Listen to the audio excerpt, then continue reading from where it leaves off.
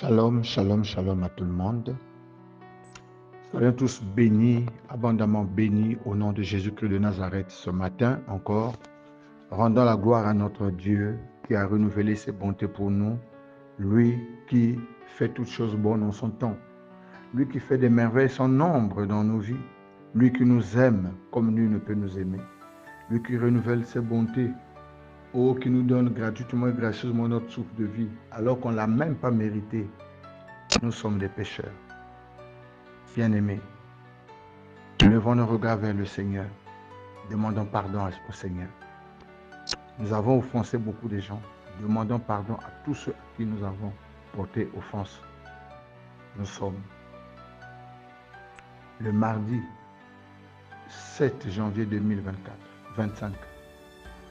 Et dans notre dévotion matinale, Dieu veut nous parler à travers le livre de Jérémie au chapitre 5.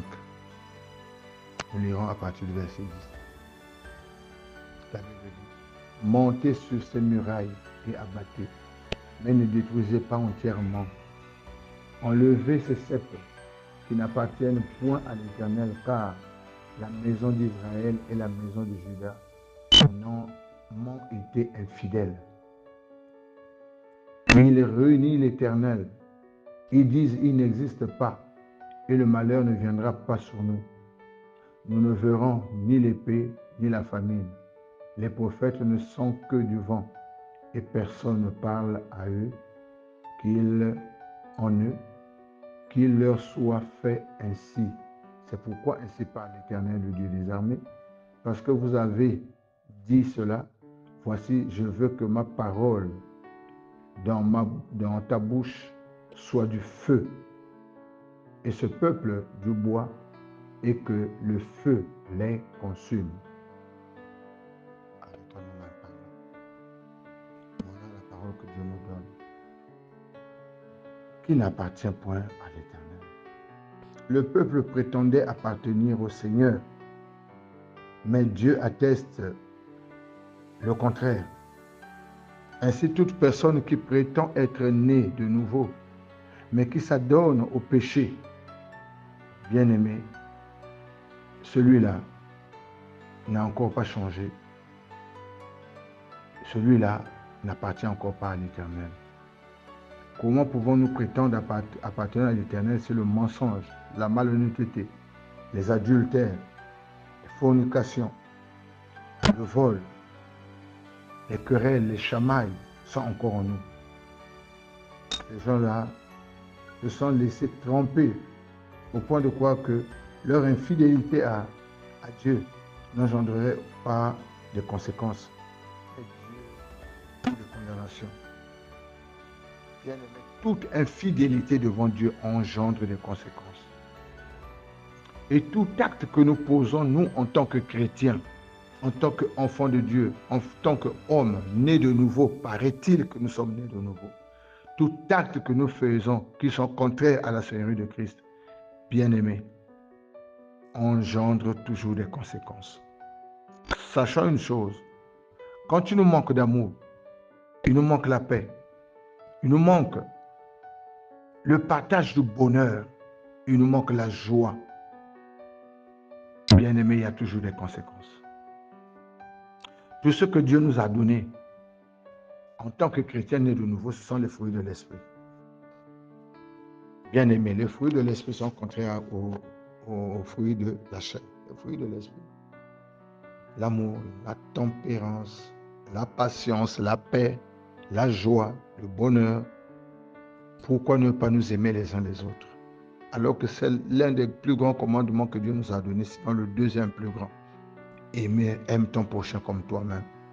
Mais comment nous ne pouvons pas aimer notre prochain, malgré les incertitudes de la vie, malgré les turpitudes de la vie, malgré tout ce que le monde nous fait? Mais un chrétien né de nouveau a quelque chose, c'est le pardon. Si nous demandons de nous pardonner les uns les autres, pardonnons-nous, bien-aimés. Les temps sont difficiles, Jésus est en train de revenir. Il vient pour chercher une église sans tache, ni ride, ni rien de semblable.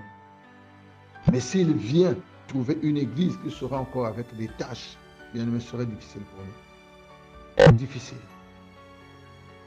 La vie appartient à ceux-là qui écoutent Dieu, à ceux-là qui entendent la parole de Dieu, à ceux-là qui la mettent en pratique. La vie là appartient à ceux-là qui se lèvent tôt et qui marchent selon le commandement de Dieu.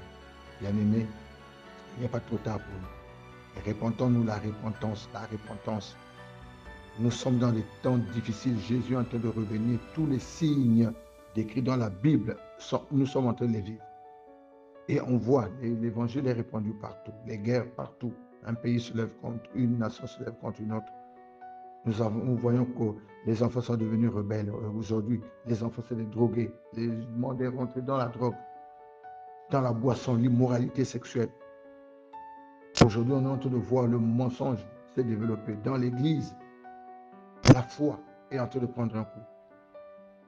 Faisons attention. Veillons sur nous-mêmes. Veillons sur nous-mêmes. Prions pour nous-mêmes. Prions, bien-aimés. L'heure est grave. L'heure est grave. Jésus revient. Jésus revient. Nous sommes en train de voir les catastrophes naturelles partout. Et nous ne pouvons pas rester dans l'état où nous sommes. Les colères, les animosités, c'est nous. La méchanceté de cœur, c'est nous. La haine, les jalousies, c'est nous. Attention, attention, l'heure est grave. On nous a dit, craignons donc, tandis que la promesse de rentrer dans son repos subsiste encore, que nul d'entre nous ne paraisse venir trop tard. Attention, nous ne connaissons pas le jour où Dieu nous ravira le souffle de vie. On ne connaît pas. Tu peux te lever un matin avec ta colère, accident, boum, tu es mort, tu es parti. Ou en enfer. Il n'y a pas de pardon. On n'a pas de messe de requiem, on n'a rien. Pour dire que le purgatoire, on va payer. Il n'y a rien, c'est plus ce que nous avons fait sur la terre. C'est ce pourquoi nous allons répondre devant Dieu. Que Dieu nous aide à comprendre ces choses. Débarrassons-nous de ce qui est mauvais. Nous sommes en 2025. Débarrassons-nous de la colère, des animosités. Débarrassons-nous des querelles, des chamailles.